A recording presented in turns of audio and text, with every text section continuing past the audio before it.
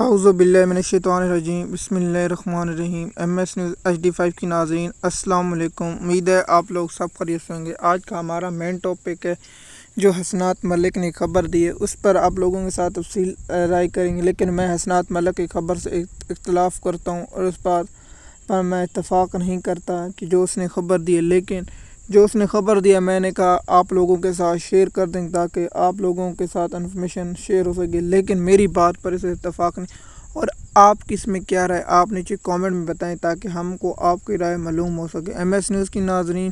حسنات ملک نے کہا ہے کہ بیرسٹر گور علی اور وزیر اعلیٰ KPK کو عمران خان سے ملاقات کرائی گئی ہے اور عمران خان کے اس لیے بہت عرصے کے لیے بڑے دیر تک 10 دنوں کے لیے ملتوی کر دی۔ حسنات ملک کا یہ بھی کہنا تھا جو روزانہ کی بنیاد پر کیسوں کی سماعت ہو رہی ہے وہ اچانک کیوں ملتوی ہوئی ہے۔ اب جو بہانہ بنایا گیا سیکورٹی کا یہ مسئلہ نہیں ہے، جج صاحب جاتے، جج صاحب کو کون سا سیکورٹی کا مسئلہ ہوتا ہے، جج صاحب جاتے وہاں کیس کی سماعت کرتے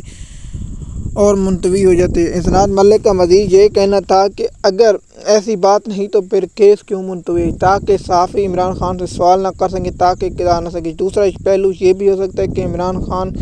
علی بن گنڈاپور کے جو رکیہ احتجاج منتقل اس پر عمران خان کا سخت رد عمل لائے اور عمران خان علی بن گنڈاپور کو وزارت اعلیٰ چھوڑنے سے کہہ نہ دے۔ دوسرا بات یہ ہے کہ عمران خان نے جو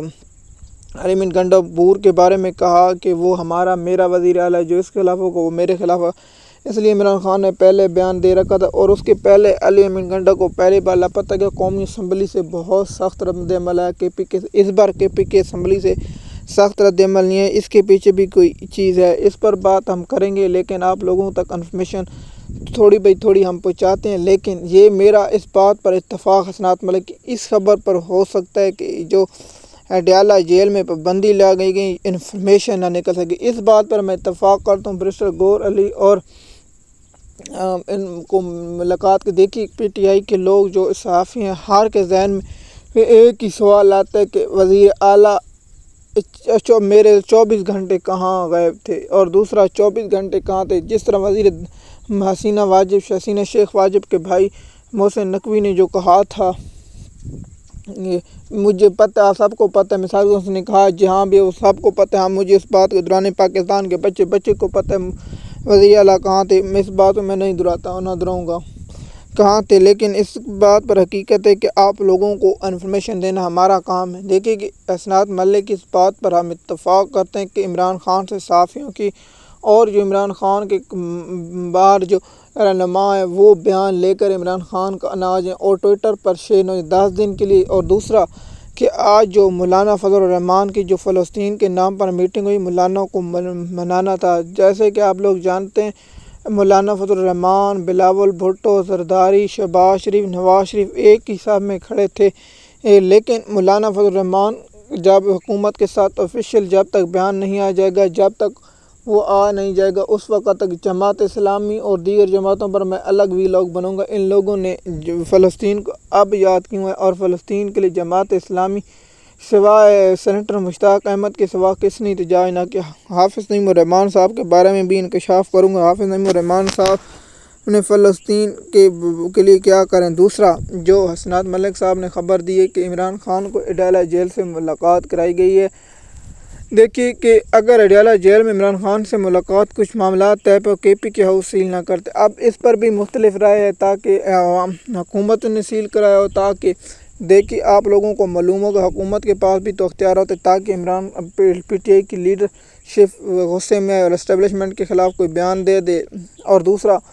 آج اسٹیبلشمنٹ کے خلاف کوئی بیان PTI کا آفیشیل اکاؤنٹ سے نہیں آ رہا، مثال کے طور پر ٹویٹر پر نہیں شیئر ہو رہا، نہ PTI کا آفیشیل اکاؤنٹ، نہ عمران خان کے آفیشیل اکاؤنٹ سے کوئی ایسا بیان جاری ہو رہا ہے، نہ